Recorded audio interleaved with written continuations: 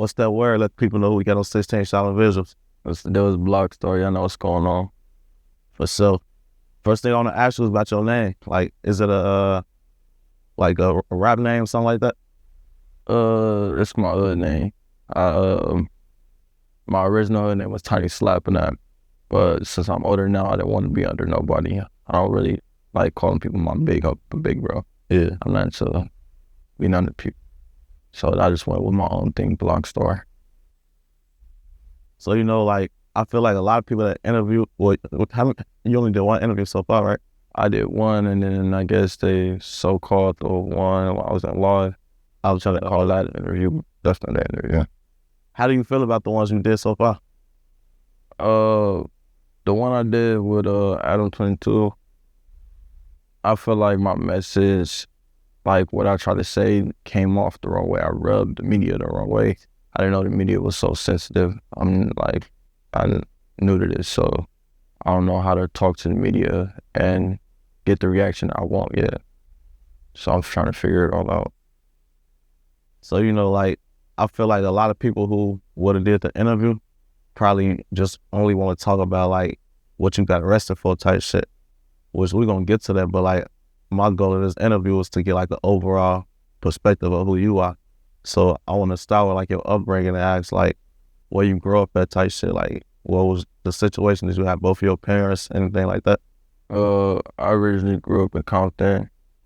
I had my mom for the most part. My mom has played the biggest part of my life.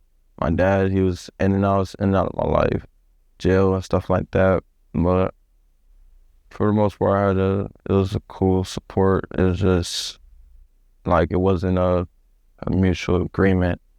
It was like dysfunctional, and this stuff had to do with like in the hood and shit, and being in the ghetto, dealing with like stuff like that at school, getting bullied and stuff. So the little and stuff like that, all in the hood as a kid, growing up, all of that, it just, I don't know, gave me a different, just made me a little different.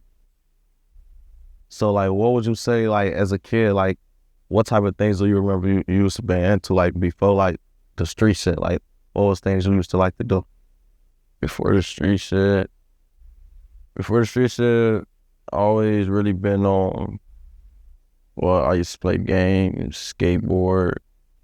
It always been females. Females been the main thing. Females and money, females. And stuff like that. I really wasn't into that much before the game banging.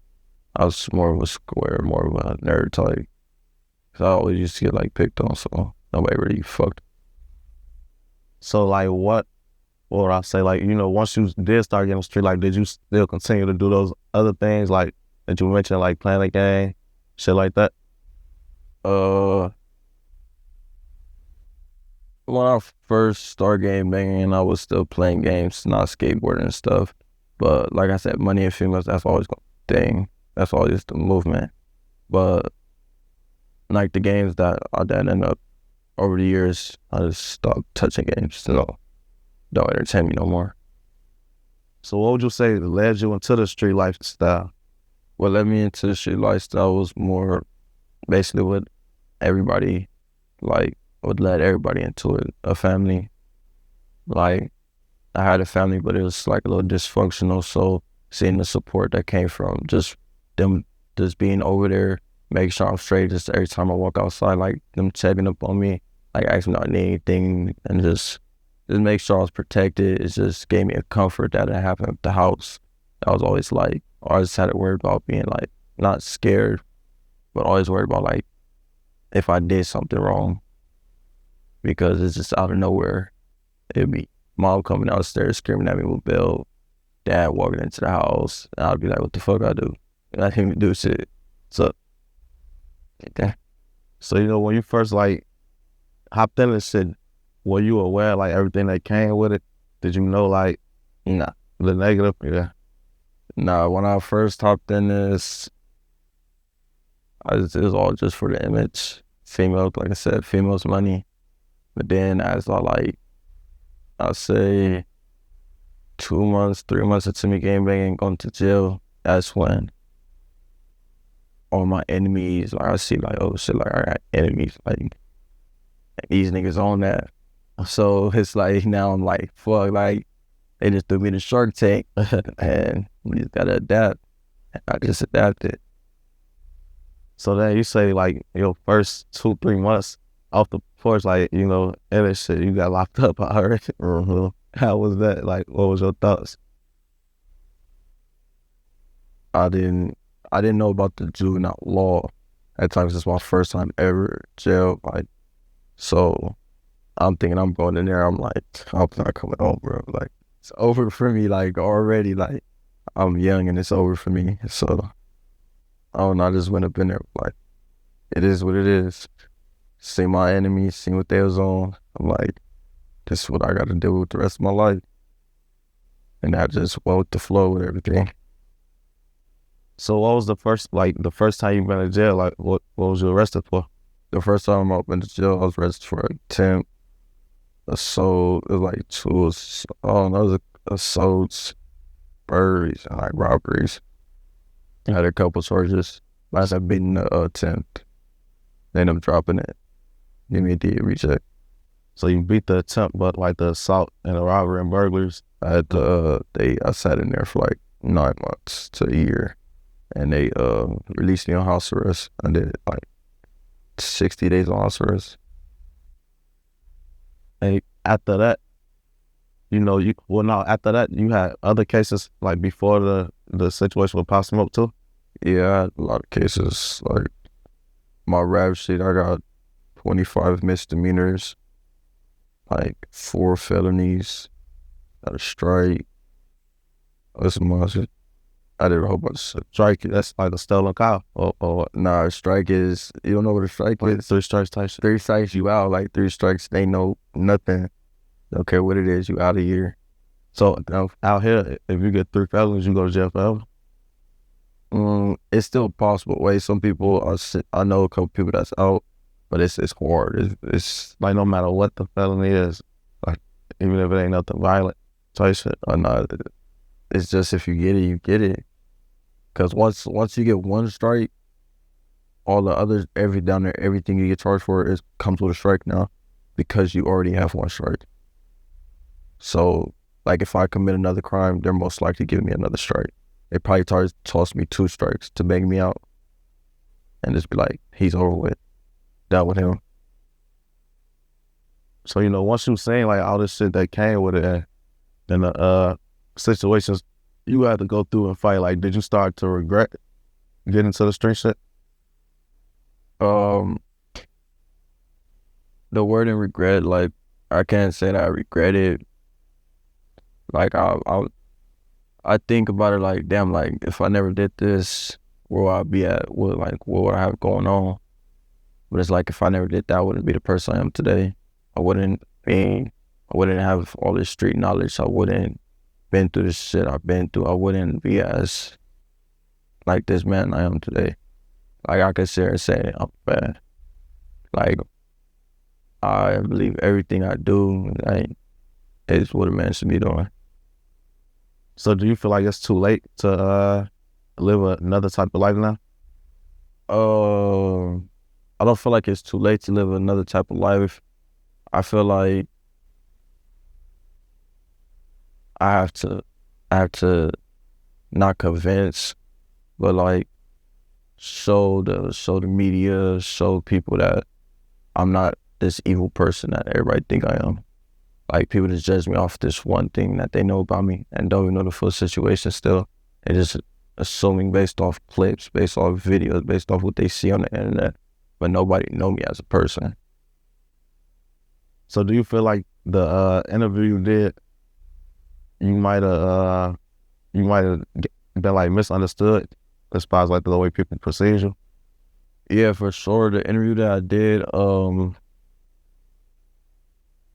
I was misunderstood for sure, because when I had said I'm not sorry, it's like again with the wording thing, the regret, the sorry, them not words I use. So I can't sit here and not lie, but want to use these words for the like media so it could sound good. No, like I'm apologetic about the situation. I apologize. If I can, I will go back and change it. Like, it's just, I can't say I'm sorry for another person's death. Like, it's not something you can be sorry about. I get it. Like, I watched the mama interview, and even her, she, in so many words, she wasn't on no sorry type of time, you know? Well, matter of fact, I want to ask you about that. Like, how did you feel watching that, and how do you feel, like, seeing the way she responded? When I watched the video, like, that's actually one of the first videos that actually, like, made me feel some type of way, because I didn't mean to come off this way. I didn't mean to get that reaction. I didn't want that bad reaction. I already know somebody come, like, if something happens to me and somebody comes to my mom, I'm not trying to hear it either. I understand that. So I gotta take whatever she say and take it to the chin, because that's like, that's how she feel. I know how I feel about my like, people I lost. And nobody can say, like, nobody can change, like, whatever I say, I'm standing on, and nobody could make me change what I say. Like, it is what it is. I said what I said, he did it, and this is how I feel about the situation. So I feel like she's standing on how she feel. I understand that. One thing I noticed, though, like, she didn't speak any hate towards you, you know? Even the interviewer did, like, she called you a scum of the earth. But the mama, she didn't speak any hate. She just, you know. Yeah, in the video, I didn't see no hatred. It was just more of like karma. Like, he can know, like, when his time, like, karma gonna come. Like, whatever happens, but it's gonna catch up to him. Like, so it wasn't hatred. It was just like, I guess she's more on the God side, more on the religious. So she's more on like let God take care of it type shit. So, well. So, you know, another thing that they had mentioned was they thought that you were being disrespectful in the interview. So I want to ask you, what was your intentions? Was your intentions to be disrespectful? My intentions wasn't to be disrespectful, but I know I probably came off disrespectful. I seen the video, like, as I watched it and seen the clips, I agree that I came off disrespectful. But then that wasn't my intentions. My intention is not to send any disses towards nobody, sending nothing. Like, he's not an op at the end of the day. Like, people that I beef with is people that I'm gonna disrespect. I'm not gonna disrespect nobody that I'm beefing, nobody I had no animosity with, nobody I had. There was no tension there. There was nothing to, like, disrespect that person about. Like, that person was an idol. People looked up to him. People seen him as, like, people wanted to be that person. Like, people wanted to see him win. Like, if I didn't know, like, if I was out there and I seen him rapping, I know I want to see him win too. Like, if he was alive, I want to see him win today. Like, I wouldn't want to see that happen to him. Like, I want to see him succeed. I would want it to be successful.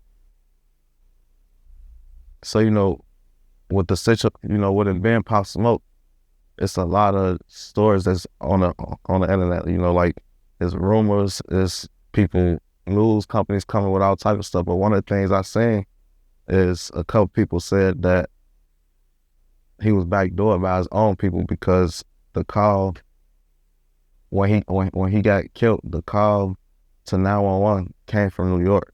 Yeah. I was watching the interview with No Jumper, Adult 22, and Wack 100, and he was talking about how I'm probably holding out the information due to, because case is still open, people still fighting the case.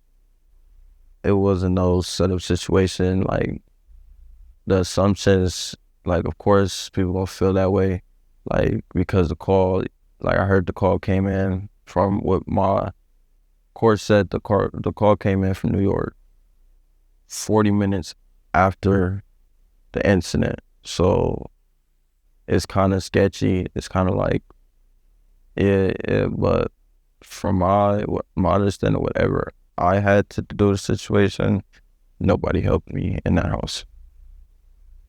So is there some truth to it being an open case and there's certain things that you can't talk about or not willing to talk about? Yeah, it's true. I can't disclose too much information because it's still one person fighting their case, and can't incriminate anybody, or I don't want to make the situation worse or better for that person. I don't have communication with them. I haven't talked to them in years, so I don't want to speak on too much. I don't even know like what type of evidence they got against them, none of that. So I don't want to speak on none of that could incriminate that situation, make that situation worse or better. So like, what all are you able to talk about? Because I don't know the details, and I don't want to get. The things I'm able to talk about, I'm able to talk about things that I admitted to. Things I can't speak on nobody else's situation, so I can't tell you about the next person. What the next person I don't know about the next person. I know about me, myself. So tell you about my experience in the whole situation. Nobody else. So I want to ask you, like, in your situation, you copped out, right? Like, what you mean? Like, you took a plea? Oh yeah, I took a plea. So like, if you can like, what you mean? Yeah. So with taking a plea, I want to ask, like, what did you agree to say that you did? For the plea, I agreed to it was home invasion, robbery, and I want to say second degree murder. So second degree meaning like not planned? Not planned. So is it possible to talk about like how this situation even happened? Like, how did a motherfucker stumble across like Pop Smoke? Because that's why people be thinking like Mac Dope, because they like, all right, what's the chance? Well, like I said in No Jumper, Saturday 22, I can't talk about that because I really don't know about that. I don't know how that came apart. I was young, and I was there, wrong time, wrong spot, wrong time, wrong place, wrong time, type shit. So how was that for you? Like, once you got arrested and you found out, like, damn, this who this is, type shit. Like, how long did it take for you to even figure out? It didn't take me that long to figure out. As soon as I went to school, it was right there on the screen. Teacher put it right there, and everybody talking about it. I'm just sitting there and just like, I remember how I felt. I just sat there and just like, look, I'm just like, oh, like that's who he is. Did you know you was going to jail? Like at that moment?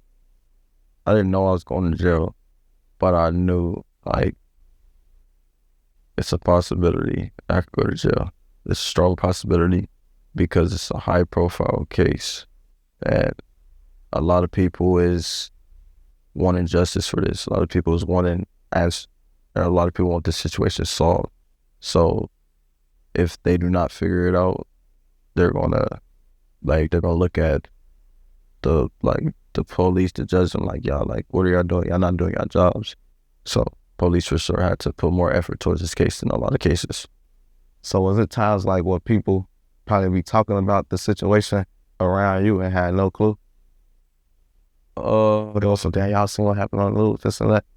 Yeah, it was a time I was at one of my, like, this before I went to jail, I was at my family house and I was just sitting down at the table and one of my family members' boyfriends had like walked up and like showed my peoples, and my peoples just like looking like whoever did that, like talking to like whoever did that, like basically like just to die. I'm just sitting there like, that's crazy. My whole family think this. It's like, I just gotta sit here and just like listen to this shit.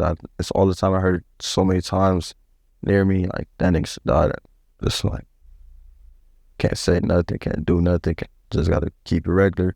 Just can't show no emotional, no reaction.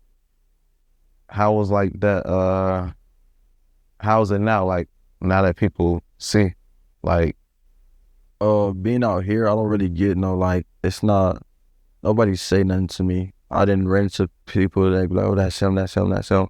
But it's like, they're not coming at me no aggressive, they're not coming at me with no animosity. None of that's like, they come at me with like, no, I can't say respect. They come at me with like, I can't even say scared because they're not even scared. They just come at me like, they come at me like a regular, like if I was a celebrity or something, and it's like I'm not trying to get looked at as a celebrity for the situation, but at the same time, what am I supposed to tell another person? Like, no, I don't want to take a picture. No, I don't want to be in the video. No, I can, like, no, like, that's gonna make that person get on the internet and start talking shit, and then it's gonna make me look bad, and then it's gonna make me look more worse of a person than everything I am. So what's your current situation right now? Like, I seen a video of you cutting a like an ankle bracelet off, and I was thinking it was a skit, but I'm hearing that was real. Yeah, nah, everything I see is real life. Like, I ain't pulling no skits, I ain't acting, this ain't no acting for fame, this ain't none of that. This is my life. This is what I'm really going through. I'm currently on the run right now for a violation. They said for my safety, and I refuse to go to jail for my safety. Nobody finna piece me up the streets. I feel safe, I feel comfortable. I don't feel like nobody's after me. And for the courts to feel like that, that's on them. They actually sent a letter to my mom's house. They said, they said tell, and they said my real name. Whatever he's done, basically whenever I'm finished being on the run, to come turn myself in, and gave me the location to turn myself in at. Basically, they tired of searching for me. They'd been at my mama's house, 6 cops did, grandma's house. They'd been everywhere. Police sitting in the back of my car, haven't been able to drive my car. They sit in the back of my car, waiting for me to come to it. Outside of my old apartment, everything. I just like, damn. So I just stay out the way. I try not to be over there that way. So you know what? You was out on, is it parole, probation? Like, what is? I was on probation. I went through. It was like, well, I had steps. Like, they didn't just release me. Oh yeah, now you're free. Nah, like I got out for doing good behavior because my turn. Like I got in there. I was horrible. Well, I got in there. I was cool, and then I became horrible. And out of nowhere, I just calmed down and just started doing everything I was supposed to do. Started doing programs and doing everything that other people wasn't doing up in there. So I could go and show the judge, like, I'm trying, like, I'm putting the effort to show you, like, I could change. And the judge seen, like, this is not the same person we locked up. This is he's becoming a grown man. He's learning how to be a normal citizen. And yeah, so I got through there. They sent me to a halfway house. I went through a halfway house for like 7-8 months. I was supposed to do a year in there. I got out early in that too, because I was working 2 jobs. I got my license. Almost finished with college. So they just like I believe he should be like less restrictions, and they put me on probation, and that's why I got my apartment. And now I'm dealing with this. Then I had to go on the run because of my safety, I guess. So like, what all did you have left to finish to where you would just be like out of dating, your freedom would be out of their control? Honestly, I was really on the last push. I had like 6 months left on probation, but my probation officer, I guess he don't like me. I don't know what it is. He just had it out for me, and he had found something that I had got put over for like probably like 6 months ago. Like when I first got out, I got put over for while I was in the set for some, I think it was like a pound of weed and like 30 perks. But like at the time I didn't smoke, I didn't pop perks, I didn't do none of that. So when I put over, I'm looking at them like, nigga, I don't do none of this shit. Like, nigga, like, I don't do drugs. But they end up giving me a case, and then my new PO ended up searching and finding it. So he filed the violation, and that fucked up everything. And then from there, he filed this violation, and now here. And now he calling my mom's phone laughing. That's the crazy part. So he laughing? He's calling my mom laughing. My mom called me. She said, "You're a stupid ass PO. Just call my phone laughing, talking about where's your son? Like, when he plan on turning himself in?" Like, why was he laughing? What was funny about it? Like, because he finally achieved, because he been wanting to get me back in jail. He only been my PO for like 3-4 months probably. And he just right there, right there, like, I want you back in jail. I don't believe you should be on the streets. I'm like, bro, like, you don't know me. Like, I don't even know you. Like, I'm doing everything I'm supposed to do. Like, I got a job and everything. You told me I was, like, all right, like, that's cool. Like, so he started drug testing me. Actually, like, he started drug testing me like 2 times a month. And I'm like, this nigga really trying. Almost failed like 2 drug tests, but I barely made it. But I ended up going to run anyway, so it is what it is. So, like, what would be the consequences of going on a run? Well, for this situation, honestly, how it's looking, if I were to get caught right now, I think my judge would keep me up in there for like a year or 2, due to basically make me finish the rest of the time, the full sentence I was supposed to do. I was supposed to do 3 years. I did 2 months up in there. 2 months served, like 2 months after I got sentenced. So I did 3.5 fighting the case, and then I did 2 months after I got sentenced. And she probably just made me finish all my time. I got like, already did like a year and 6 months into that time. So I got like a year and some months left. So she can make me finish that off in there. And that'd be worst case scenario. That's worse. So best case scenario would be you get another. Best case scenario, due to like my judge already know how I am. She know like I ain't out here on no like evil shit. I'm not out here committing crimes. I'm out here to like, I'm not out here doing things I did when I was a little kid. I have a different mindset. So best case scenario, I go up in there, turn myself in, and she understand like why would somebody turn themselves in for their safety? Like that, like why, like who the fuck would turn themselves in to feel safe? Do jail feel safe too? They don't feel not safe, but it's not. I feel safer on the streets in jail. I can move how I move on the streets. Can't move like I move in jail. So another thing I seen was like DJ Academics. I think he don't like you, man. I ain't gonna lie. Like even before like you got released, it don't seem like he like you. I want to ask you, have you seen some of his videos? Yeah, I've seen a couple of his videos. Think he made like 5, right? I don't know how many he made. My manager be sitting there forcing me to watch it. And I guess he don't like me. I really don't care. Like, I don't even know you, so it is what it is. But he can feel how you feel. That's all for the fame. Like, he's doing all that shit for the fame.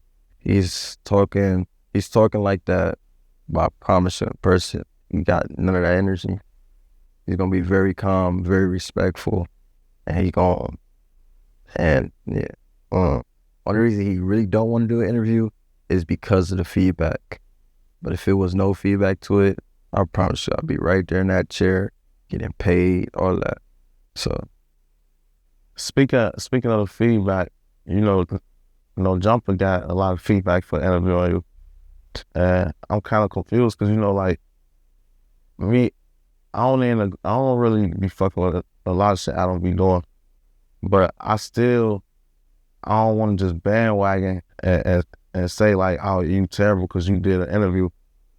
He did an interview with you, because it's like, it's a lot of people that did shit like that, worse shit, or would have did the interview. Shit, I'm doing the interview. But like, I also didn't watch the interview, so I'm not sure if it was distasteful. I'm not sure if it was done in a way where people didn't like it. But just doing an interview, I don't see an issue with like giving someone a voice to speak. Like, you know, like giving you a voice. Because if you don't have a voice, we only can go off of what everybody else say about you. Exactly, yeah, you're right.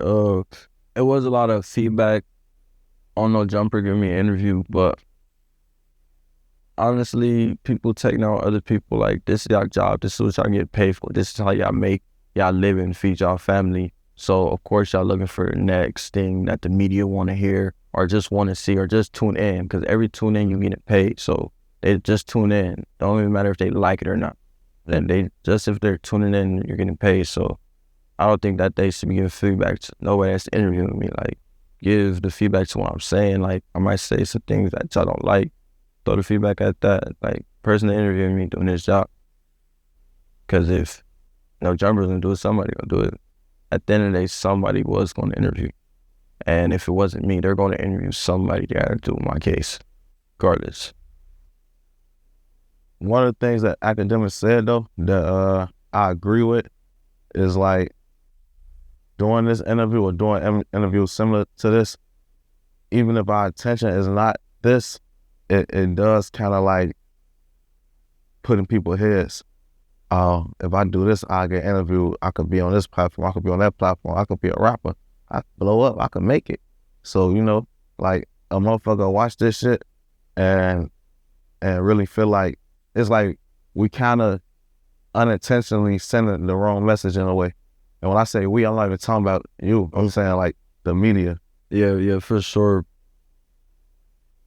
People like people, what they see, automatically they gonna want to do. Like, that's why in the music industry they're influencing it, they're putting it in people's head. Like, yeah, like people see me, I'm getting interviews, I'm getting a little noticed and shit, but at the same time I'm getting death threats every day, all day. My mom's sitting there scared for me.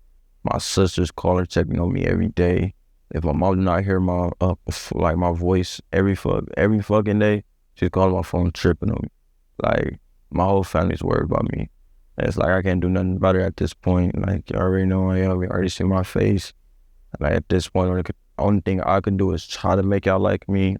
But at the same time, it's not a guaranteed thing that y'all won't even want to like tune in that long. Y'all probably just want to tune in for the story and leave. Yeah. I know. Do you feel like it's something that you can do like to keep people around, as far as like maybe whatever, you know? Because one thing I want to go back to, like staring people the wrong way with this shit. Like, a lot of people, they want to do it. They take that route because it's the easy route. Like, it's not an easy. When I say easy, I ain't saying like going through. It's faster. Yeah, it's kind of fast. It depends. It's the less creative route. It's less thoughts to it. It's like, oh, I can just do this and do that, but it comes with a lot. Like, it's not do this and do that and boom. No, like, it's do this, do your time. If you even like get to like, if you even get to do your like, probably be stuck in it for the rest of your life for that action, like just for that fame, just for that money. Like, it's not worth it. That shit is like, all this fame shit, all this is just to take somebody's life and to get interviewed by it. It's not worth nothing that come with this. Like, I don't know what I gotta look out for. I don't know who I'm looking for. I just know I'm looking, and I keep looking at every moment, every second, so I don't get be over with. So, with you knowing that, like, how do you move? Like, is it hard, like, trusting people, letting people get next to you, going outside, do you party, shit like that? I go like going out. I move how I move, like I move regularly. Like, I'm not switching up nothing for nobody. I'm not finna wear no hoodie nowhere. I'm not finna put no glasses on. Nothing, none of that. I'll probably put some shades on, but that's just for the looks. I'm not finna hide from nobody. I'm not finna do none of that. Like, I just went to who was it? It was Frosty, Ruchi, Lil Deuce, what? It was a whole bunch of rappers. We went to their video shoot, and my interviews up in there now. When they're regular face all out, like, not work, like, y'all want to react, y'all can react. Y'all gonna get a big reaction out of me though. So just make your next move your best move, because I'm already thinking about my next move already thought of. So I'm not worried about trusting nobody, none of that, because I'm already on my swivel. Like, I ain't worried about if somebody ever come with the objective to set me up, don't worry about it. Do what you gotta do, because my objectives already once you flesh on the bus. So, you know, one thing you said something like, was it a club? Been in a club with your animals? It was more of a I guess a private studio. Oh yeah. It was a private studio. When you say enemies, are you saying like some like as far as like California, or are you talking about like the shit in New York? Now I'm talking my enemies, the enemies that I beef with out here. Oh yeah. These bullshit ass niggas. I'm talking about the niggas that we go to war with out here. Nah, I don't got enemies. I got people that I guess consider me as an enemy, but I don't look at y'all as enemies because I can't put a face on y'all. I don't even know y'all hoods. Like I don't know how to like I don't know what to call y'all. How do it go out here? Because I be confused. Like I be seeing, like I know a little something with the gangs. Like I be knowing like 60s, or I ain't gonna say 60s, just like neighborhoods and Hoovers. I guess they got static or whatever. But then I also see people who neighborhood and Hoover that do business together. It might be a podcast, interviews. So is it like, man, any nigga from the set that's doing a podcast, any of that with an enemy, me personally, in my eyes, you not from the set. Dead homies, them niggas done kill homies, all types of shit. You sitting there interviewing a nigga, for real, you're not gonna do nothing, cuz. Like, you sad, nigga. Like, what's the whole point of you joining this? Like, what's the whole point of you still seeing you from the set? You must stay on game, man. You must come get your put on.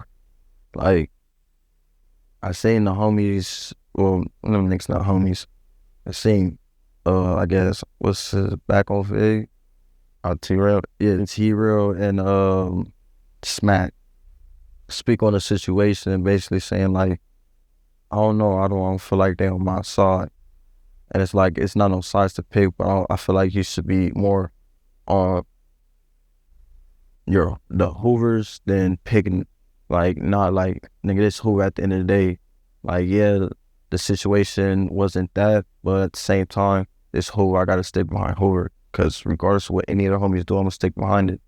I'm gonna ride with this Hoover shit because I'm still doing shit for the set. I'm still going around sound from Hoover. I'm still repping this shit. I'm still putting this shit on camera. I'm still like in course, like it's already there. So it's like, yeah, I'm from Hoover. Simple. Other niggas, I don't know. Fuck enemies, fuck niggas, all of them. Any enemy I beef with out here, fuck them. And I step out. So is that how like you would say like most people out here will feel? Because you know, like from the outside looking in, for somebody from this out of town, we're gonna see like the public figures. We're gonna see the people who doing a podcast, or sometimes, you know, it's even rappers that be like that. So these are the people that's representing. I ain't gonna say representing, but in a way, those are the ones that's representing the area for the people that's not here. And I see a lot of that going on with not everybody though. So I'm wondering, like, is that just how you feel? I could speak for my homies, like Young Threat, Treyway, Jab, Pope. We on that. We fuck them niggas. But for like my ops, I can't really speak for some of them. I could vouch like some of them, like, all right, I give y'all props. But some niggas like, bro, I've been in jail with you. You're not like that.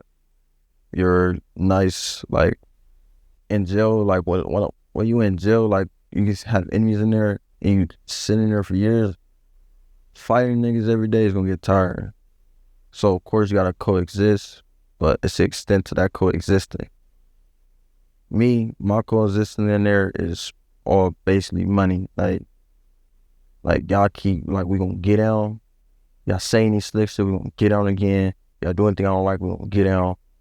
Other than that, we cool. Like, don't say nothing. Like, we know what it is on the streets. Like, fuck them for sure. Keep on fighting y'all. When I got, like, my ops, I'm beef with everybody. So every time a new nigga come, black, what? Enemy. I already know I got an enemy. They said black nigga enemy. I get to already, like, now I gotta fight, getting ready to fight. Once the nigga walk out, now we gotta fight. So I'm more of a nigga, let me get that shit off my chest in jail. On the streets it's that. Cause like, I can't do too much in jail. So have it ever been like a time where, like, cause one thing I noticed, you know, in my city, I go around, I interview the whole city, no matter what side you on. And when you get to interview people multiple times and be around, you start to, you know, kind of get to know their character and notice certain things. And some of the things I notice about people is like, I noticed a dude on this side and a dude on this side, and I can kind of tell, like, cause me, I'm a person who a lot of my crowds and my friends, I done brought them together type shit. But it be based off of me seeing characteristics in you, and then you, and I see like y'all people like y'all on the same type of, and I noticed that with a lot of people that's like supposed to be ops, I'd be like, damn, y'all would have been best friends if y'all. So like, nah, it'd be like that. It'd be like that, but like, you don't got like I was like, damn, for like, you supposed to be one of us. You over there with these bitch ass niggas, man. Or anybody you grew up with, cause you know how sometimes motherfuckers grow up with people and then just shit change. If I grew up with you, yo, I'll fuck you. Damn, homies, nigga. How's on life's reality out there? Like, do motherfuckers get family to pass with that shit? I got some family members that's ops. I got a couple family members that's ops. But from there, yeah, we keep it cordial. We talk to each other like regular family. And I had been in situations where their homies didn't put up on me while they right there, and I'm getting out with their homies. They had to like basically not help me, but they see like, damn, like it's like too many of these niggas. I'm not finna let my little cousin get beat up by their homies. I'm not finna let this nigga get done. Like, so they had to step in the situation, stick up for me, like this little cousin, like this ain't going down. Like, and they like, what? Like, it's your cousin? And I'm like, yeah. I don't go around whenever I'm like, oh yeah, my cousin, what do like, nah, nigga, bro. I'm not using my name, them niggas' names as passes. Yeah. Going back to the DJ Academics thing, I seen him say something like, what was it? No. You said something about the DJ Academics thing. You said like after he made that video about you while you was in jail, eating pizza, like your cell got searched. It was a video, he basically saying like you ain't deserve to eat no pizza. Yeah, like, I'm human. What you don't deserve, pizza is like, what, $5.99? What I had Domino's. I had pizza. Oh, I had the good shit. But well, pizza, there's a couple bucks, like, I don't know. I did have some steak up. I don't know. I'm eating. I'm a human being. I'm supposed to eat. Like, it's still at the end of the day, like, I'm isolated from the whole world. That's a punishment. Like, you know what it feel like to be locked in a box. And matter of fact, when it's a riot that pop off and you gotta be locked in that box where you don't know how long till you come up to their room, you gotta bang on the door to use the restroom. And then when it's 20 niggas banging on the door to use the restroom, yeah. So match that line. It's cold. Now you in your room tripping, going crazy, looking like an animal in your cell. You got 20 niggas looking like animals in their cells, trying to use their fucking restroom. They ever had days where like they might have gave y'all some beans or something, now everybody family got in some toilet. We was big. Nah, it wasn't. Nah. They never got that bad. That shit was bad. We was in a dorm, like 300 people. It's a couple stalls, not stalls, it's toilets just all next to each other in the bathroom. So imagine when everybody gotta take a shit, the whole bathroom stink. All right. And juvenile halls is only like, I think it's like, what's the maximum? I think the maximum like 20 people in the unit. So with 20 people in the unit in the restroom, it's 5 stars, and it's like a little block. That's just a little block to cover. Like, you still see a nigga head, but you can like see everything. And we usually do like, we space it out, like if a nigga in the toilet right here, don't sit in the toilet next to him, sit in the next toilet. Like, why you want to be close to the nigga? Yeah, that's how this shit be going. But yeah, after that video, you said like your cell got searched or something. Oh, yeah. So once them pictures came out with pieces and shit, I guess academics posted. A lot of people start posting it, and went viral. And I have multiple phones up in there, so I get woken up to 3 niggas at my cell talking about, nigga, you finna get a search. I look like, bro, what is y'all talking about? They show me the picture. I'm like, oh. They're like, yeah. And then at first it was finna be a situation where the whole unit had to pack me out. But then it's like,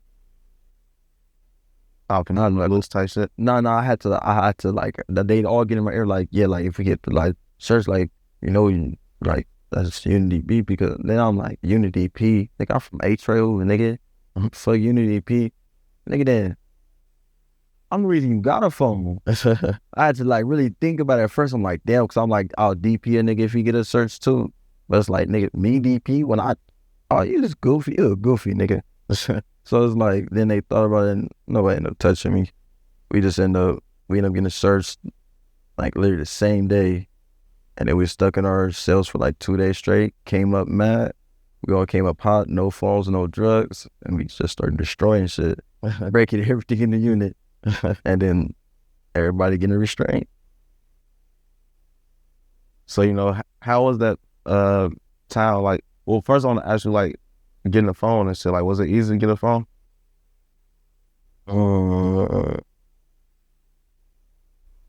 I was in there for down there 4 years. And my first year, I was only able to get one phone. But I feel like my second year, going on to my third year, it got way smoother, way easier because I've been there so long and I know the ins and outs of everything. And I just been there so long. So this is my home, like this is my environment. And I'm not no nigga to just sit there. I'm a nigga to adapt to my environment. I need to know the ins and outs from everything. Like I need to make this my kingdom. Everywhere I go, I make like this is my shit. I gotta make this my kingdom. I gotta know this shit. So I learned it. And once I learned it, I just came easy, super easy. Well, like the price of a phone were wrong. I never bought a phone.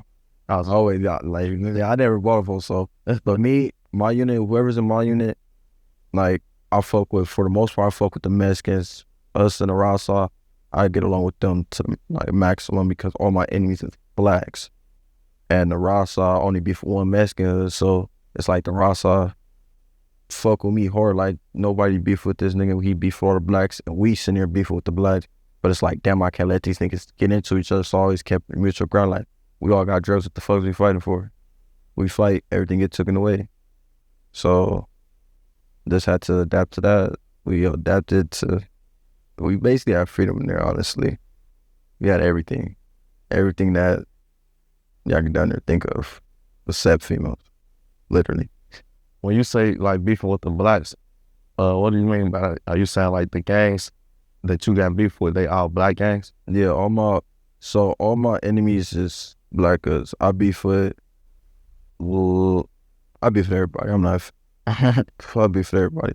It's a certain few hoods that I don't beef with, and it's probably not even a handful of hoods that I fuck with. It's probably like 3 hoods that I fuck with hard. But for the most part, I'm like, fuck all.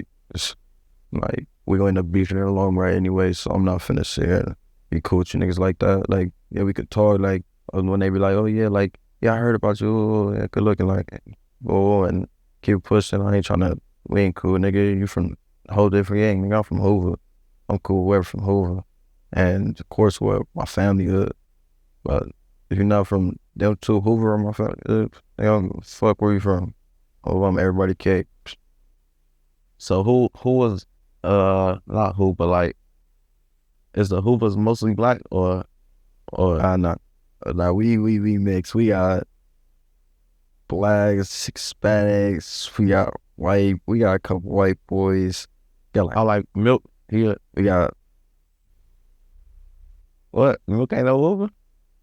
That's the, because you say white boy. When you say white boy, that's what I mean.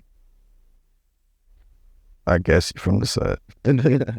I don't know. I'm like, why you react like that though? Like you know him, or you just feel like I don't know, valid or something? I've been from the set for 8 years. I've never seen this white boy a day in my life. Why are you sitting there saying you from 7-4? And I used to live in the set. Like I literally used to live in the set every day. I would walk, like I would troop the set every foot. I ain't never seen that white boy a day in my life. But it's some homies that vouch for him, but I can't vouch for no nigga that I ain't never game bang with. So is that like a thing out here where it's like, I'm not saying he doing this, but like, say like if somebody want to be down, like they might have to pay or something like that, or might have to do certain things where it's like, all right, we gonna let you claim this shit, but you gotta stand on this business. Cause I be looking at people like it's more, it's more of a like, when niggas choose to game bang, that first year we're trying to figure out, what are you? Are you the person to put in work? are the person to drug, or are you the person to, like, we trying to figure you out so we could act accordingly. So that's how we basically go off of, like, famous people, like, all right, that's their thing. They probably did they did their dribble in the back in the day. He probably never even did his dribble, but he's producing to the set. He's supplying, he's making sure, like, he's doing what he's supposed to do. If you're not finna go put in work, and for the most part, down there 90% of the guy put in work. Like, hey, no, we don't really get past without, like, you mean you're not finna what? Like, nigga, we got too many enemies for you not to do nothing. But it's some niggas slide under the radar. We got something to lose. Well, this don't make sense to do this no more then. Yeah, so, like, homies will support that. Like, you got a career ahead, and we be like, nah, like, we don't need to involve this. We need you to bring us up to some other shit.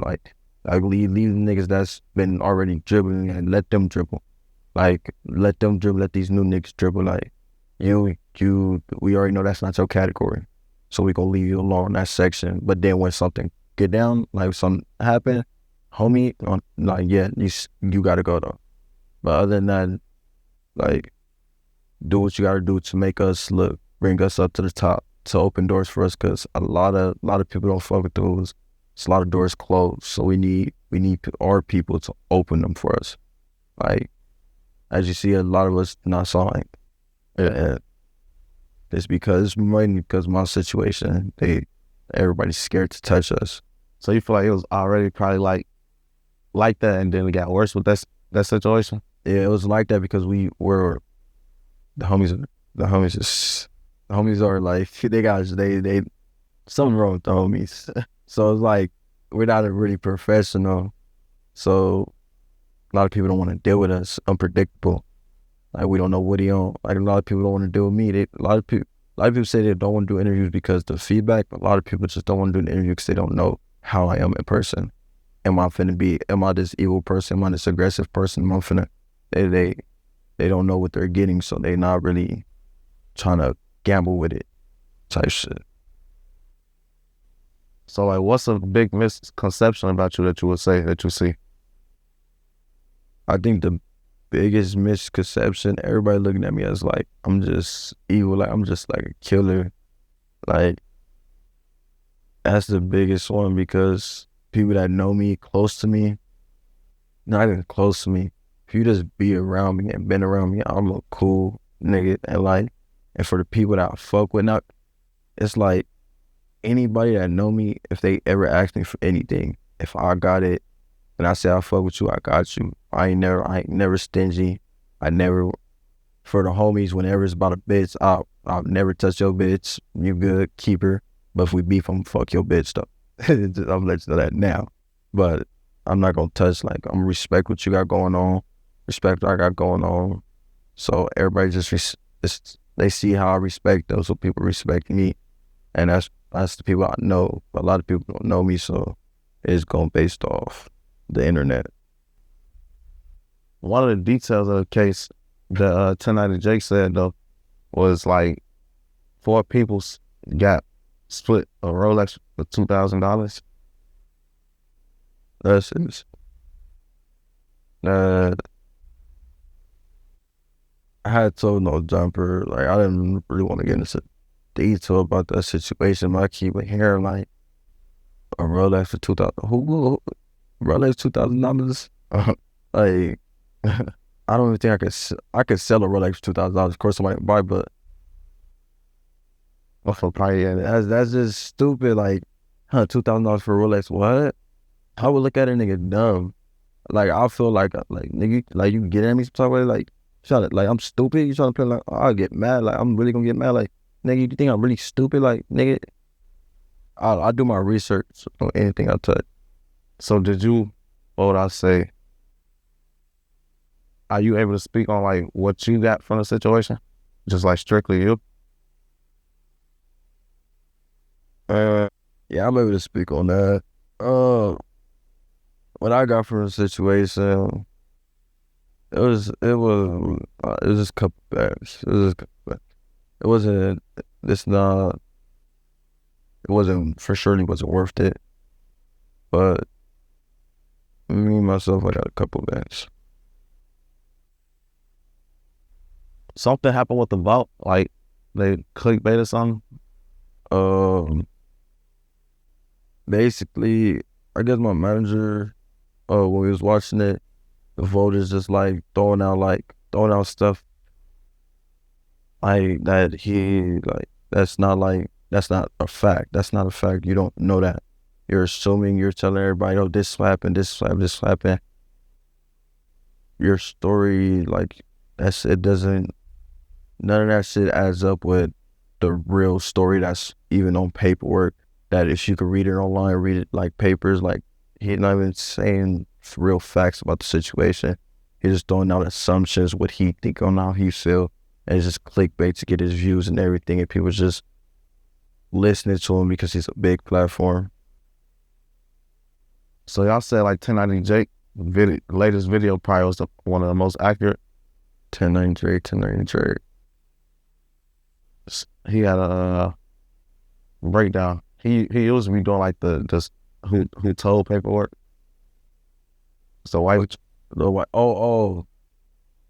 Yeah. So his breakdown, for the most part, his breakdown was the most accurate. It's just that was the one I was talking about, the 500 for the list. Yeah. It's just like bits and parts of that shit. Like, I don't know where he got that shit. That shit is nonsense. But he's the most accurate, yeah. What's the story about, like a fake surveillance video or something like that? It's a lot of fake surveillance video. Like, when I was up in there, I'm on my phone, I'm looking at this, I'm trying to, like, they got us some surveillance, like, what? So I'm like clicking. I'm like, that ain't me. I'm like, man, get this shit off my phone. And then I seen a real surveillance video, but the surveillance video, they holding all the surveillance. Like, they wouldn't give me my shit. But it's not that much surveillance up in there. Like, you don't really see shit. You just see the outside surveillance. There's no inside surveillance. It's not that. So with it not being any surveillance, like, how did y'all get caught? It was a situation where got blurred with a thing, and they try to connect the thing to the situation. And I guess it's the same type of gun that was used. And they said that one of my crime partners went in there talking to a informant, and they start watching him. And from them watching him, they start watching the whole set in general. And they start just picking and poking it. Like, they just start like nibbling down, and then they end up just arresting people that they think fit the category. And once that happened, like, how did, like, what was like the evidence that made a motherfucker say, like, all right, I gotta take a plea deal versus go to trial? Like, what was that moment where? The evidence wasn't strong at all. Like, they had, on me personally, they had really nothing. They had he say, she say. The only reason why I took a plea is because at the same time I'm thinking about the situation, like, I could go and fight this case. I believe I'm gonna win it. My lawyer told me, like, you got a good chance of winning it. But me and my lawyer had a talk, like, is that really winning? Like, if you know you did it and you get off, you feel like you won? And I'm like, I don't feel like I won. Like, I don't, like, it ain't no winning in this situation. Then she was just like, well, what does it look like? Either fight this case, take it to trial, it's gonna take like another 2 years, or I could try to get you a deal. And I'm like, I asked her, like, do you think the light, like, if I get out and beat the case, you think they still gonna look at me like that? And she told me, like, they gonna look at you like that regardless. So I said, give me the deal. Like, figure out a deal, like, give me the fastest I can get out, that's what I'm trying to do. And she got me that. Due to the evidence, they didn't have enough evidence for nothing. And also due to like they see the change, they like, I don't think he deserved that much of time, because juvenile is all about rehabilitation. So if you could show the juvenile system that you're rehabilitated, then that's where they feel like you're fit to be released. from me being as a, to like first step in juvenile halls to me stepping up to me now, I'm a totally different person. I feel like the old me, like that disrespect that everybody was saying, I'd have really been like, I'd have been on some disrespectful shit. I had no chill button. Nobody could tell me nothing. Nobody calm me down. I didn't care. I don't care who's after me. It is what it is. I'm young. I just do what I do. That's after everything that come with it. And, what changed? Like, was it being in jail? Like, what changed your mindset that had you more mature? What changed my mindset? It was more of me realizing the like how like all my family kept going to jail. I go to jail for murder. Right after I go to jail for murder, two months after, my brother go to jail for murder. Right after that, like a month later, my big homie get out of jail from doing 4 years. 2 days later, he go to jail for a new murder. Only out for 2 days. I'm just like, do I want to be that nigga that's get out and go right back in jail for murder? And I'm like, nah, like, I see how much stress my mom under. She ain't got neither one of her sons. And I heard in her voice, like when she talked to me, it got to a point where I didn't want to talk to my mom. I was hurting her so much, so I just couldn't put my mom to the pain. So I'm just like, I gotta change some type of way. I'm like, if it ain't fully, I gotta show some type of progress, so sure that I'm trying. So from there, like, change, like I learned for the biggest thing was the patience. The patience, and I always care what somebody said. Now I don't care what nobody say, and I got the most patience anybody ever see. So what's your like mental, like, dealing with all this shit, like is it shit that you don't show people or don't let people know that you be dealing with or thinking or feeling at times? I probably opened up to my twin. There's a situation where me and him got into it like 2 days ago. We had fought and shit. And like on the way to fighting, I was like shedded tears. Because like me and my twin is going at it over this situation. And then after we fought and we're like talking, I'm just like, damn, like,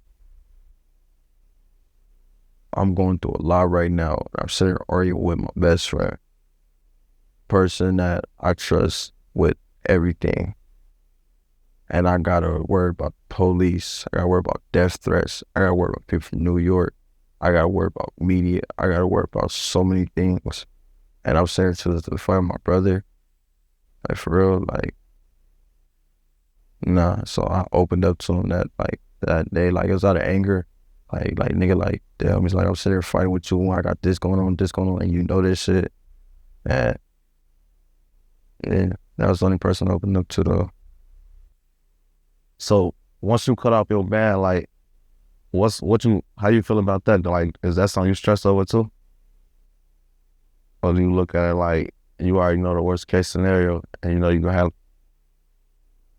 I'm stressed. Like, whenever I like leave, everybody think like, oh, like I'm probably worried about if I'm gonna die. I worry about the police. That's the only thing I worry about. Every time I step out of the house, jump into anybody's car, I'm like, damn, if we don't get put over, I hope we don't get put over. I like, what I'm gonna do if I'm gonna fake sleep, like what, I'm like, damn, what if the cop noticed me? I'm like, I don't know what to do. I'm like, I just gotta run. Man, it's getting that. They feel me? I'm like, I gotta do something. I don't know.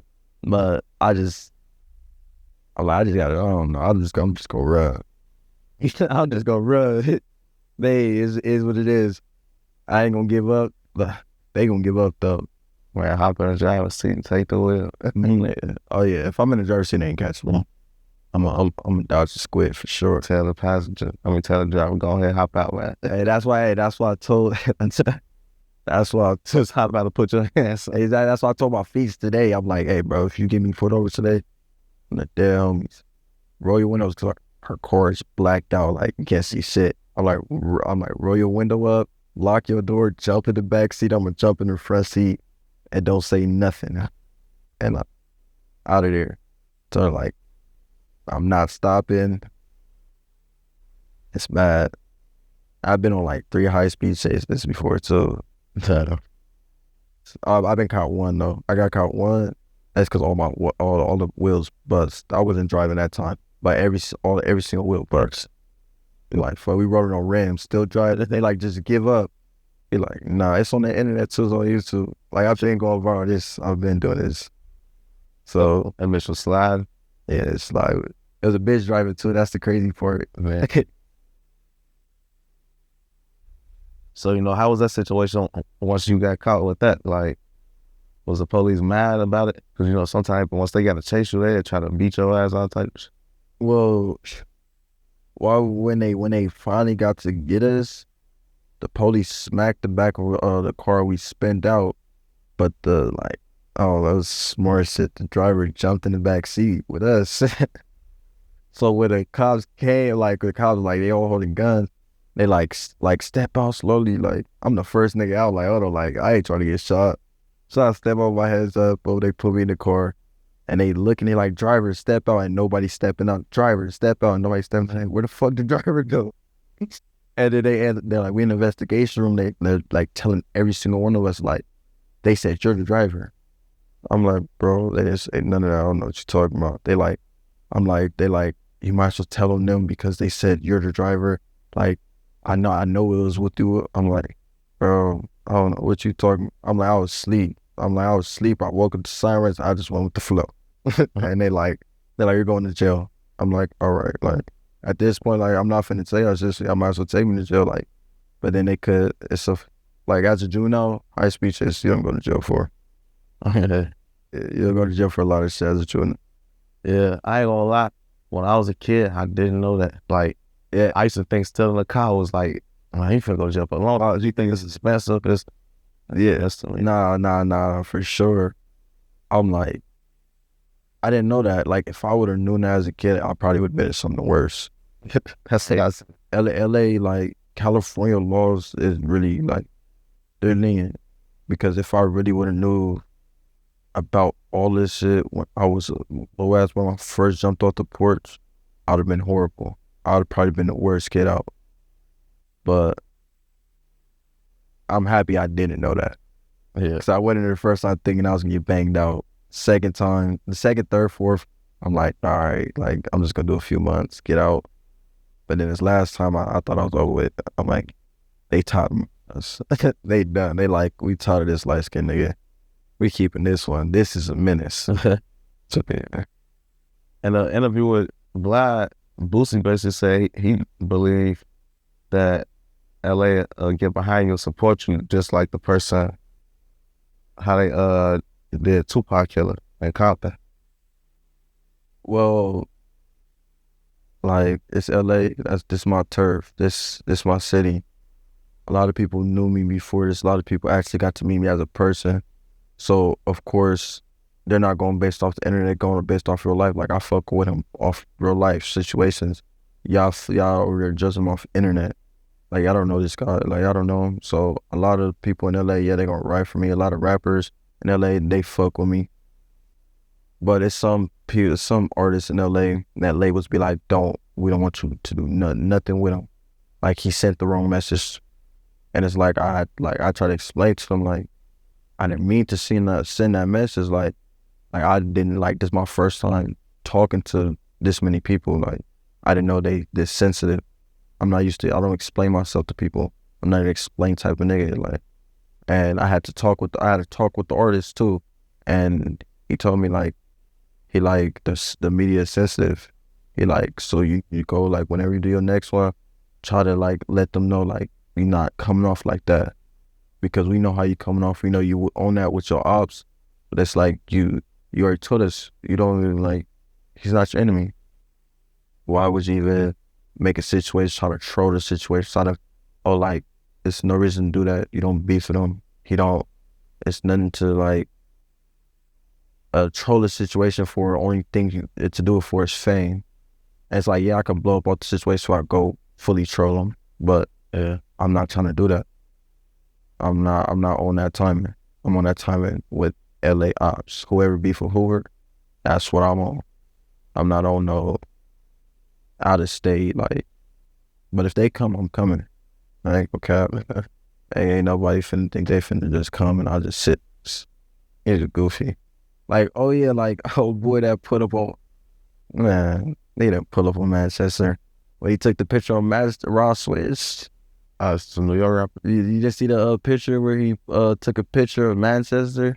That's y'all hood type shit. That's the set. You seen that? So basically, he took a picture of Fig in Manchester. That's like everybody in LA know. That's the Hoovers. Like Fig in Manchester's the Hoovers.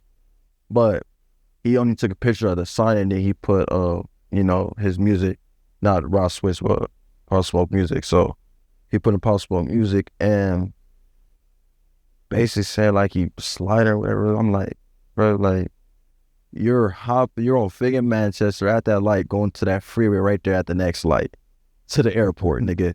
Calm down. And I text him like, bro, you want address? Like, we not even do all this Instagram shit. Like, if people really want to get at me like that, like, if you really want to get at me on serious shit, like we don't gotta do no we gotta do no posting, zero. Like, just let me know, like I'm on that, like, all right, bet. Like, you ain't gotta say nothing else. This where I be at. Slide down one of these blocks, you can find me. So if you really want me, keep lurking down these blocks. You're gonna find me one of these days.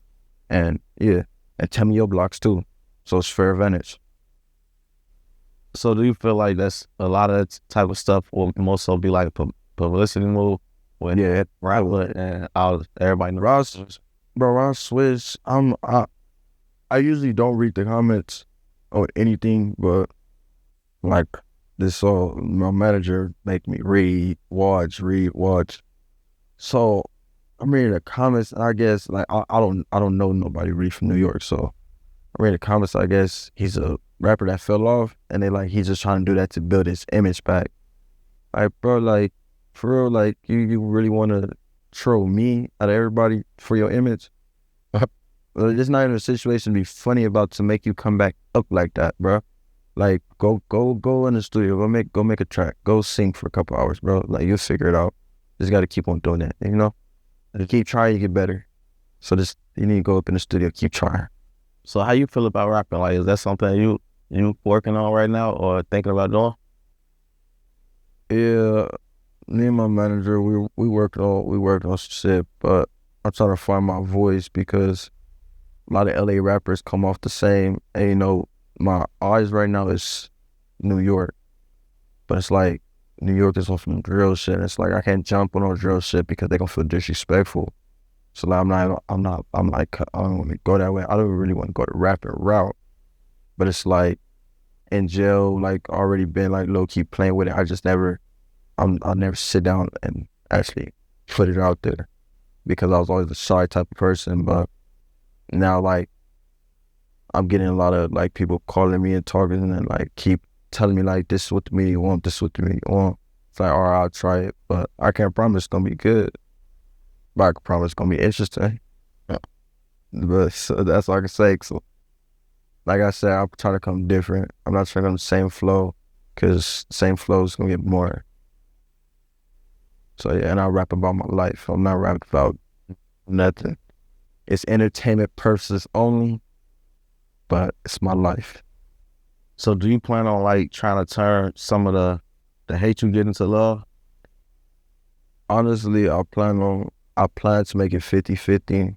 Hopefully I get like 70-30. But honestly, my managers tell me every day, whatever you put out, it's a hit or miss. They could take it as bad content, positive content. And he like 90% of your stuff, they're gonna make it as bad. So you gotta try your best to make it as good as possible. And it's like I'm adapting to it. Like right now I'm sober. Hit a fucking puff bar. So I don't slip up and say nothing slick. Like I have no excuse like, oh, I can't be like, oh, it's high and I said that. No, like I'm talking to y'all regularly, fully sober, have not popped a perk, have not drunk no lean, not smoked no weed, been hitting a puff bar. What's that right there? What's what? glass. With glass. With glass. Oh no, I remember we got some waters. It's like you had something else. Now, I didn't. Nah, I ain't have nothing. I don't even drink. Nah, that might be some lemonade or something. Yeah. That's what glass talking about. Yeah, that was lemonade. That ain't nothing more than lemonade. I'm sober. One thing we didn't speak about is like it's a culture out here called like blocking, right? That's our flocking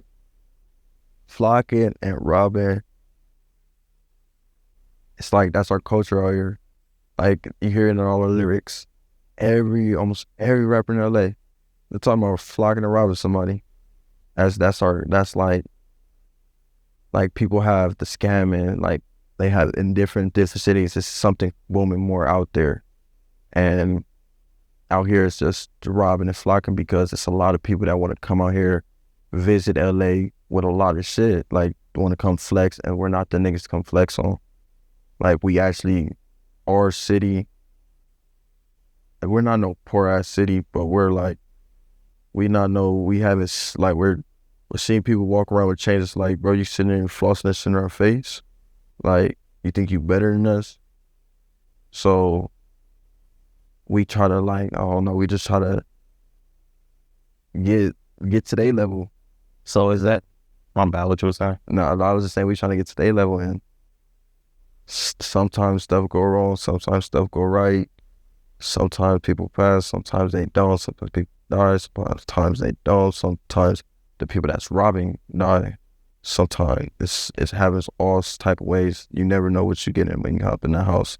But it's the risk that a lot of people in LA take because we wanna get to that level that we see these famous people at. We tired of seeing our mom struggle. We tired of like them bills. Tired of hearing our mom talking about fucking light bill. I know I was tired. You talking about turn off fucking light. I don't hear that shit. Talk about the light bill too high. I'll be like, man, talking about no air conditioner. Yeah. So like, is it mostly like with people from out of town? Cause I know people from here get robbed, but like, is it mostly people from out of town? Like, cause one thing you said was like, you feel like motherfucker flexing on you. Yeah, there's a motherfucker from your city or something like that. Do the feeling still feel the same? Like, are you flexing on you? Oh no, they're still the same. It's not picking and choosing with the shit. Like LA nigga, like if you're not gang and you out here flexing, you think you big and gram it up, and yeah, you think you're all right. Yeah, somebody's watching you. Somebody's watching. It's like me. I have this chain. It's like a couple racks. Somebody's watching that. Somebody's looking at it like, I'm gonna take that off his neck. And that's how everybody with all this money that you posting, niggas need to think like that. People is watching you. Because like people want your spot. People, they probably don't want your spot. They just want that money. They want that chance to feel how you feel. Because we don't know if we ever gonna get that feeling. We don't know if we get that feeling. Walk around 100 racks, walk around with big Cuban links on our neck, diamonds, buzz down VVS in our mouth. Like that's the dream. That's everybody. Like look at rappers. We see that shit. We like we want that, and that just started influencing us to figure it out. And then we hear about the robbing the flock, and then we start seeing everybody come back with 100 racks, 200 racks, $500,000. We be like, damn, they can like one lick, like what? Or people do be having this shit like, okay. I just seen crazy. I'm like, man, I'll be mad. I'll be happy for them. Like, you know, I'm upset like I did. Like, I'd be like, fuck, why the fuck I wasn't there? I'd be mad. I'd be like, man, why the fuck I ain't called my phone? But I'm like, I'm happy the homies did that. Like, yeah, this y'all big one. I'm sad, I respect. There's another reason, like, it's so popular because, like, you know, back home, like, you know, there's money everywhere. But, like, one thing I noticed here is, like, I could come here and I'm guaranteed I'm going to see a Bentley here, my visit here. I'm going to see, I'm going to see a Rolls Royce. I'm going to see this shit. Like, in Chicago, you see that shit, it's like, damn, you gotta, you know, like, you don't really see it. And so it's like, there's another part of it where it's like, with it being a place where it's poverty, but it's an area where you know there's money at. You know, it's like we had areas we knew there's money at, but it wasn't the same. It's like, it's downtown, it might be white people wearing suits, but they not riding in Ferraris, change jewelry. Like, yeah. So it's like, it ain't just no areas where you just know you likely going to catch some over here type shit. Yeah, nah, in LA, it's a lot of people with money. Cause like right now, it's like they low key trying to push the poor out and build everything new.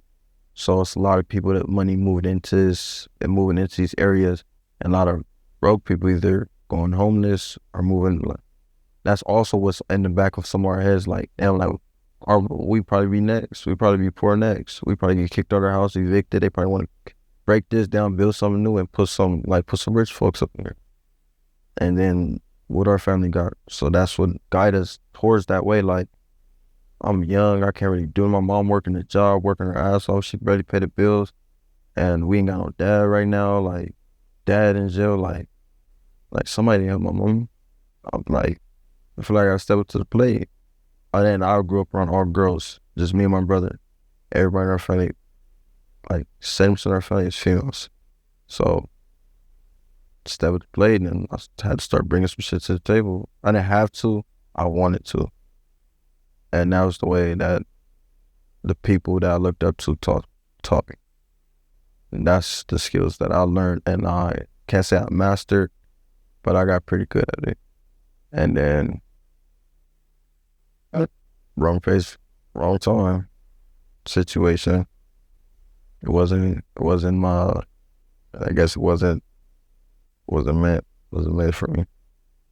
So, you know, like, how you say wrong place, wrong time, you know, it's like, because, you know, some robberies is just a regular robbery, but then it's like a situation, like that situation, and you see how big it was. Once you start seeing on the news, like, you know, you ever seen that man when it's like, it was at this moment, you know, like, was it like one of them feelings, like? It was more than that. It was like seeing that shit on the news, seeing that shit everywhere, just hearing everybody talk about it. It's like, at this moment, your life over with. Like, was there any plan? Like, did you say, like, I'm just gonna go hide, like, I'm gonna live regular, and maybe don't like I'm just like, I'm gonna live my life. I'm gonna do what I gotta do until they catch me. Once they catch me, they catch me. And that tell me something needs to sit my ass down. And I believe if I did not go to jail for this, I'll be dead. Not even on this situation, on some street shit, on my personal beef with my ops. Like, I was moving around too fast, too freely, I was around too many females, not thinking, just living free, young, wild, just hype. And I feel like every summer I go to jail, so I feel like they put my ass in that. Something's telling me, tuck your ass into something. It's the first summer I've been out since I was 14. Well, 13 or 14.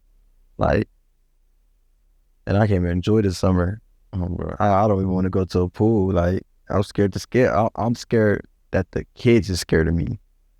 Like, I'm not scared of nobody coming to get me. I'm scared of, like, me just sitting, chilling at the park with my little sisters or something, and a little kid just walk up like, hey, and my sisters look at me some type of way. Like, I don't want my sister to look at me else like no killer. I want my sister to look to me like a positive role model. Cause I never steer in the youth into anything negative. Like, if you already into it, you're already into it. I just tell you, be the best at it. Be the best at whatever you're finna do, whatever it is. So what are some things that you interested in, like, besides music? Like, are there any other routes that you see yourself taking? Like on a movie or something for tour? Yeah, so I had a documentary offer while I was inside of juveniles. Yeah, it came to my cell and brought up a contract, $1 million contract that me and my crime partners got to split. We got to split it. One of my crime partners instantly no. And that's smart. No, I can't say the smartest one. That's the one that's really like, he don't want to be looked at all. He like, I don't want to be known for this at all. Like, I want to live my life. He got in situations where he had to be like that. Like, nigga, I can't be sitting here playing around with this shit. Like, he got responsibilities he got to take care of. And then me and the other one, at first I'm like, I'll do it. I had signed it. The crazy part is I signed it, and then I thought it was like, fuck, like, I really don't want to put my face out here like that. So I just went back on it, like, and then he started asking for a lot of shit, and at that time I'm like, I can't get none of the shit you asking for. Like, no, I'm good. Info. Yeah.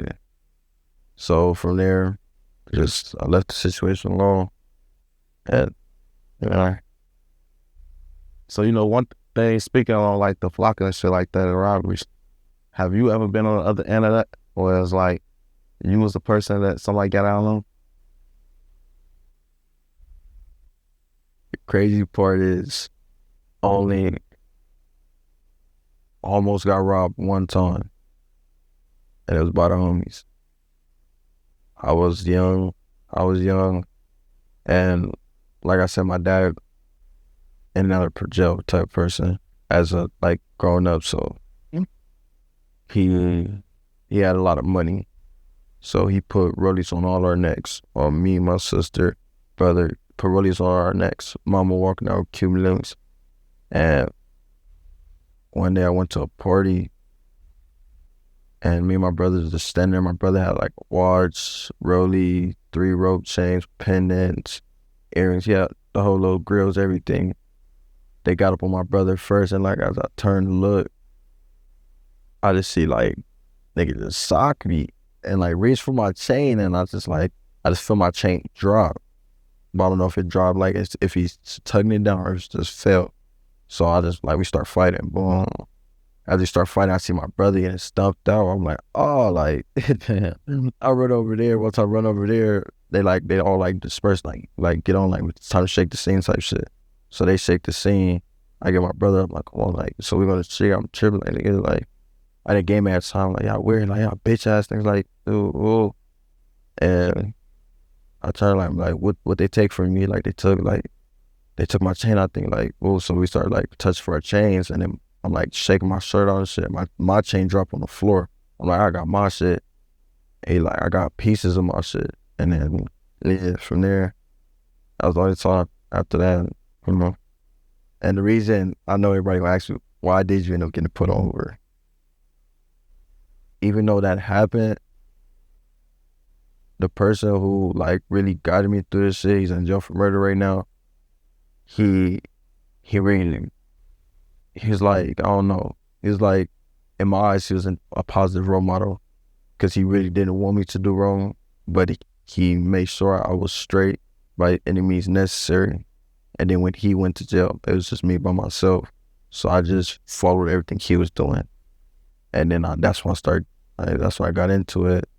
And I started gaming, and then once I started gaming and I found out they robbed me. That's when I started getting into politics or knowing people that, boom, I was doing now. Yeah. I'm like, yeah, like that's crazy. And then the cold part, I'm already cool with these niggas. I'm like, wow, like, yeah, wow. But then down the line, we just end up like talking out, squashing out because like, I can't hold no grudge for that. Like, yeah, if I see a little nigga with a fucking chain, these fat ass chains in the party, like, and they family not from over here, I'm for the rob them niggas too. Like, my family from over there, like, my family's all bloods, like, they're not obligated to spare me. So I had to like think of it at that. Like, well, once I start gaming, I'm like, if I see a nigga, I'll do the same shit. So I can't be mad at though. Oh, well. So, you never had like a situation where like a motherfucker pointed a gun at you and like, oh, no, that's regular. I didn't have multiple situations like that. Yeah. You say what? I had the one situation where it's like actually serious where somebody pointed a gun at me. I was inside of Delamo Mall. Was it Delamo? Yeah, Delamo Mall. And I was walking, and the homie just died. The homie had just died like probably a week ago. So I'm at the mall walking with the dyke homegirl, and at the time I had a little bitch, like it's color. So I guess call her my bitch. She was with me almost every day, but it wasn't no relationship type shit. So my little bitch. And we walk up to the mall, I see an op. Once I see an op, like we automatically connect eyes. And then I look at him, I instantly like, this is my nigga, fuck Martin. And he like, nigga, fuck with you. I'm like, well, so I start walking towards him, and then he told me like, fuck the day, homie, and the homie just died. So like, I felt that one from the heart. And he started reaching his backpack. Once he started reaching his backpack, the dyke gonna grab me like, nah, like, he got strapped. I'm like, nigga, we in the mall, you're not finna shoot me. And then they're like, nah, like, leave it alone. So like, he like just holding strap, like, just looking at me like, yeah, what's up? Just walk off. And I'm just getting mad. As I'm walking away, I'm getting mad. I'm like, that's so Hoover, ain't nobody finna say, fuck the homie, I ain't finna do nothing. Well, I push back, I break back over there, like, bro, like, got this nigga started. And so I'm walking around, I swear to God, whenever I'm, like, as a kid, whenever I got mad, I feel like I was invisible. I don't care. So I'm walking up, and I see him outside, like, standing guard in front of the store, like, he was with his bitch, too, his bitch walking to the store. So, boom, like, I'm instantly, like, once, like, he see me walking up on him, he instantly, like, reach back in his backpack and pull it out. And then I, like, stop. Once I stop, you hear all the white people screaming, I start running and shit. I'm stop, and I look at him. I'm like, nigga, fuck boredom, nigga, bus. And he like, I ain't fuck with you. I'm walking close. Like, every time he say it, like, I'm gonna walk close. Like, you think you finna just say fuck off and just sit here and go back first? No, nigga, like, I'm walking closer to him. And he holding the gun, and then, like, I'm, like, probably, like, 1 feet away from the gun. And I looked at him and told him, like, dead homies bust. Like, nigga, fuck all your dead homies. Fuck your hood. Dead homies, nigga, bust. On Trace Soldier, bust, nigga. Keep the homie name out your mouth. I was finna swing, but it's like, I didn't want to play my life that bad. I didn't want to play my life that bad. I already, the only reason I swear to God, the only reason why I walked up to that gun is because I knew he is not finna shoot in this mall with all these fucking white people. And he got no hoodie on. So I knew, you're pump faking. But it's like, I'm not finna test you all the way 100%. I'm just gonna test you enough. Just to show you a bitch. Just show you, like, you're not finna mark me out. You're not finna scare me. They're homies. Like, if I was in an alley and nigga pull all the guns, I'd probably be quiet. But we ain't in an alley, nigga. We in public. See, it'd be crazy to me that people be saying that, because when I first moved out here, it's like, when I first moved out here, I had interviewed a group of people. I never dropped it though, because we never even got to finish it, but we was like at the beach or something like that. We was supposed to do a hood vlog, but that ended up not happening. We ended up going to the beach. Mm-hmm. So we walking around, I'm filming whatever, and they telling me like we ain't to it a lot of niggas. So I'm like, shit, like y'all walking outside deep as hell, and y'all say y'all to it, and I'm with y'all. You know, it's like, so I'm asking on camera, like, what would happen if y'all see our ops right now here? And they was like, should we probably squad or something like that? And I was confused. I'm like, but you just said this and this going on. They was like, yeah, but we at the beach. Ain't nobody gonna have no shoot at the beach. Exactly. Yeah. It's crazy though, because like when they said that, I felt a sign of relief, because like I'm not used to that. Like, bro, like they will shoot you at the beach in Chicago. Oh no. So I know they'd do it anywhere. Yeah, but it's like never play like that. I'm pro, because most people probably won't, but there's a lot of people that will, and you don't fucking, if you don't know this niggas, be like, this nigga might just don't got it all. Exactly. Nah, yeah. It's people out there like, I've been around people that like I know like they don't give a fuck, they'll do it.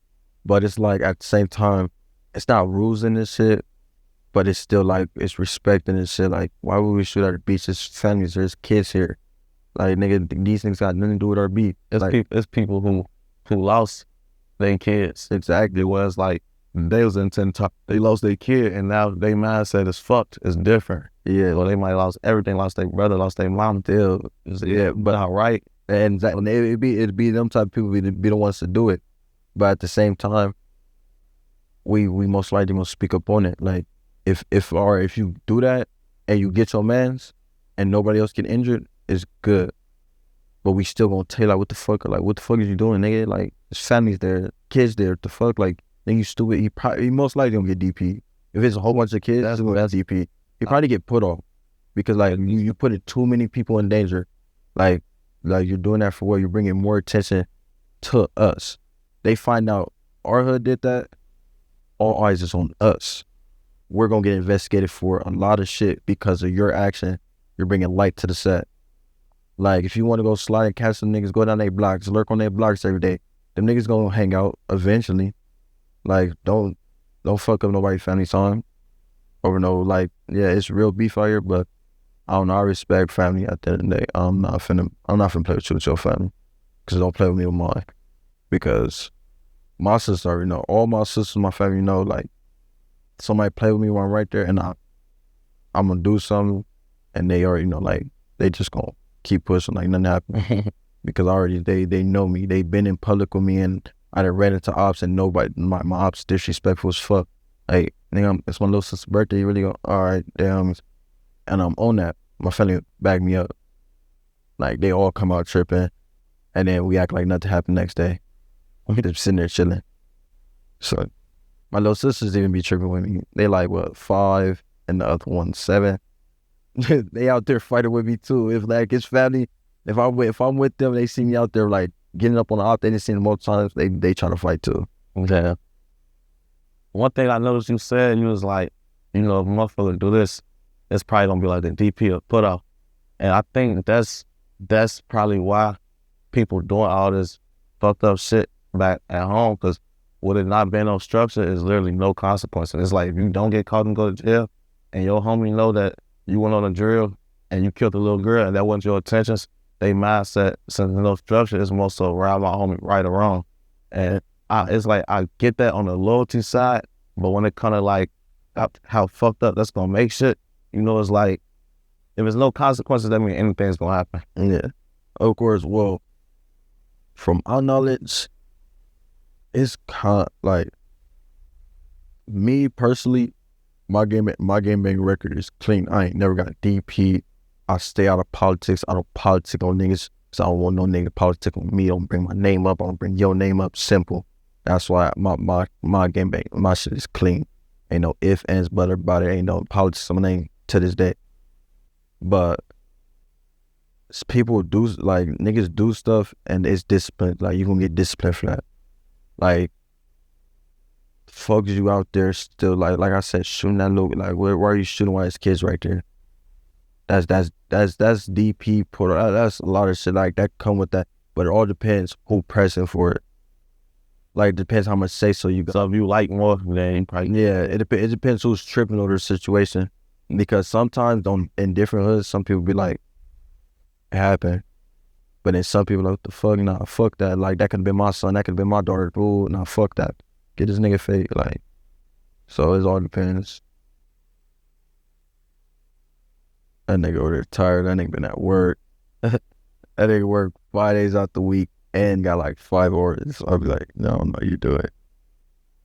So we almost done now. I just want to ask you about, like, as far as, you know, the music shit, like, have people reached out to you on some trying to get you to rap, or even trying to offer features, shit like that? Oh, I got a lot of features offers. Like I got a couple features offers, but I'm just, since I haven't been paying attention to this rapping shit, it's politics behind a lot of people's names that I don't know about. Yeah. So now it's like, now I don't want to do a feature with them. You got this politics on them. Because if I'm doing a feature with that person, most likely they be looking at me like that person. Like, so it's like I gotta be careful who I'm doing features with, who I'm doing songs with, and et cetera, et cetera.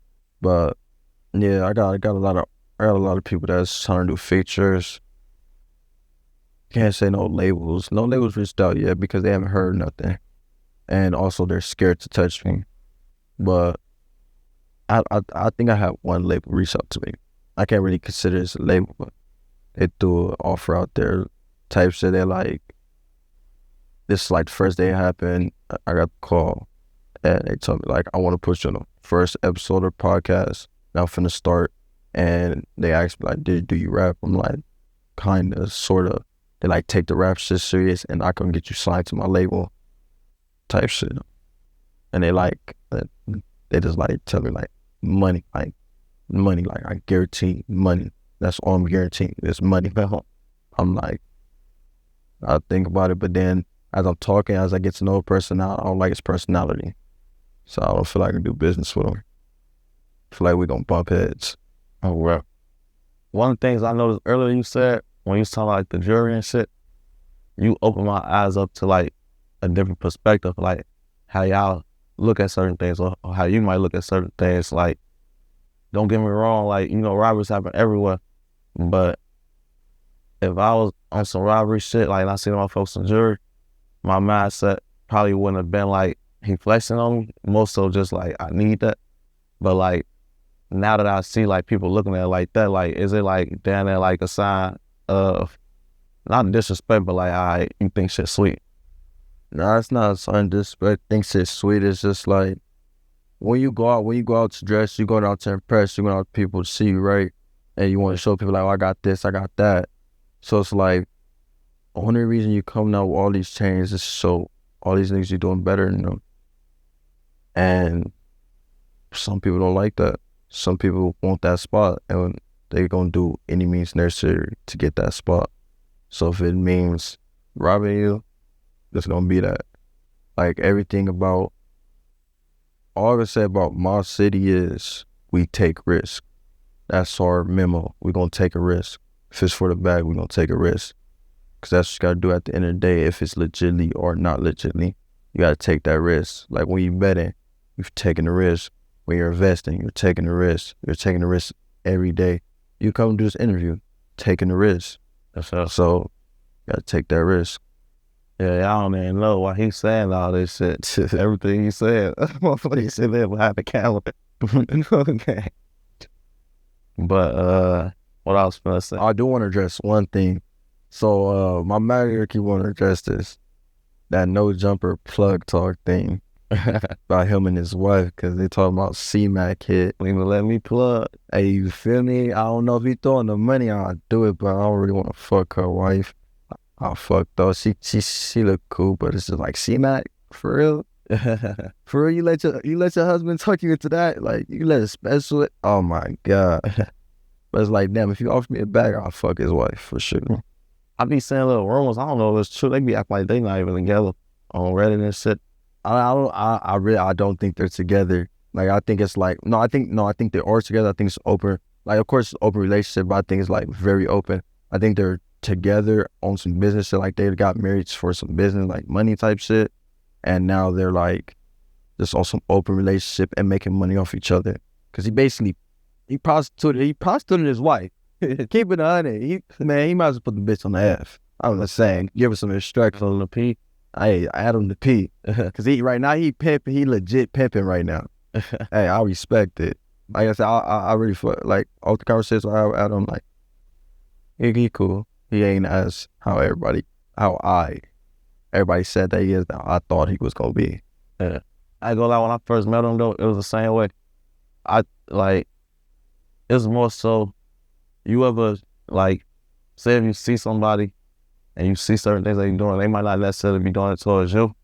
But then if you smart, you start thinking like, if you see a pattern, why wait till it happen? Yeah. It's like, you already know what type of, and that's kind of how it was with him. It's like, he didn't do nothing too crazy towards me. It's things I don't like and I don't agree with, but it's more so like, if I met you and then all your homies that you was with just all stop fucking with you. But I'm like, maybe they just disagree, whatever. And then another group of people do that same thing. Or a couple more people is like, I feel like the fool for me is just to be, like I see the pattern, I see the history, I don't want to, yeah, because if it happened, I'll look bad at myself. For the same. Yeah, you're right. So do you got any messages or shout outs you want to put out there before we close out?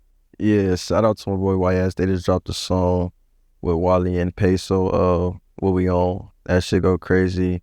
Free my boy Treyway, Coming Home song. Young Thread.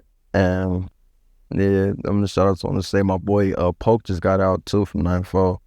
He's got out, so I believe he's finna drop some hot shit. Shout out to him too. And that's pretty much it. Oh yeah, I wanna say like also for my first interview, how y'all see me as like what I put out there, I didn't mean to like get at the media no type of way or affect y'all no type of way, like get no reaction like that. I'm not trying to address y'all, come at y'all disrespect the situation or make the situation any worse, or come over here and glorify any of my actions that I did while I was a kid. And I just like this, like from this point on forward, I'm just trying to push out positivity and yeah, But with that also saying, for whoever is on anything negative, please be cautious. Bro, one thing I want to tell you is like, I'm gonna feel like I'm rooting for you type shit, you know? Like, I know it's a lot of people who be against that shit, who be like, oh, you shouldn't interview this and that, but it's like, I'm a person, I don't go off what people say or what I see on the news, because it's like, I grew up in a certain type of neighborhood where it's like some of my closest friends, I hear how people talk about them, but I know them. So it's like, I even know, it's like, with me knowing them, I'm knowing what they went through, I'm knowing what they've been through, I'm knowing why they even out of where they are. But these people don't know, so they say they're horrible. But the whole time, this a person, when we was fucked up and I pull up to the McDonald's drive-thru and you got $1, you trying to split the burger with me. It's like, yeah, you can have it, this ain't gonna do shit for both of us, you know what I'm saying? And it's like, it ain't too many people that, I was like, damn, gang, that ain't no shit I would've did. You know, like exactly. Oh, bro, so like, I don't never go off of just like people actions, because we all might have did some fucked up shit or some shit that made a mistake, for sure. It's just sometimes mistakes be worse. Yeah, you don't get to just dust it off, and you know. Exactly. Not everybody for sure didn't made a mistake. Everybody for sure didn't did something that they know like they should never done. It's just my situation. I got caught, and it's bigger than a lot of people. Like a lot of shit that's going on. So everybody look at me as this horrible person, but nobody really know me. And like, you came and we actually had a conversation. We talked. Like, you got to feel my vibe. You got to feel me out, and you got to like hear me out. A lot of people not hearing me out. A lot of people just want to hear what's going to gather more attention and make it more negative, because that's what they're trying to make my situation. They trying to put it all negative. They just want to be this cold-blooded killer and come over here talk about nothing but violence. And I'm not pushing violence. I'm pushing peace. Some people, I honestly don't think that might be their intention, but that's what's gonna make the money. So it might appear that way. It's like, all right, if I do it this way, it's gonna turn out this way. But if I just over amp it up and he's just a savage killing this and that, now we viral. So I think sometimes the money corrupts this shit in a way where it's like, yeah, for sure. Yeah, it does. And the stuff that get the most attention is violence. Yeah. So that's why they be looking for the violence. But of course, like, if people watching me, y'all gonna see a little bit of violence for, you know, entertainment purpose. There you go. Look, he got it. But y'all gonna see a little violence, because that's just like my life is like, it's violent. My life is violent. I go through a lot of shit that a lot of people would never think they'll go through, or think that this shit only happened on the movies. I really like live this shit. So if you like follow me, watching my page, keeping up with the vlogs, keeping up with anything that got something to do with me, you're gonna get into it and like see the inside of my life. Well, one thing I want to say, you know, like, no matter how bad shit might look or how bad people try to paint this shit, like, you got a second chance, and a lot of people don't. Some people, they die in situations like that. Some people never come home for situations like that. So, you know, hope you take advantage of it and keep shit on the positive, like how you been doing. Yeah, for sure. Appreciate it. Let everybody know how to get with you on all your social media. Oh yeah, follow me. So my old page, Blockstar, that shit got took down or some bullshit.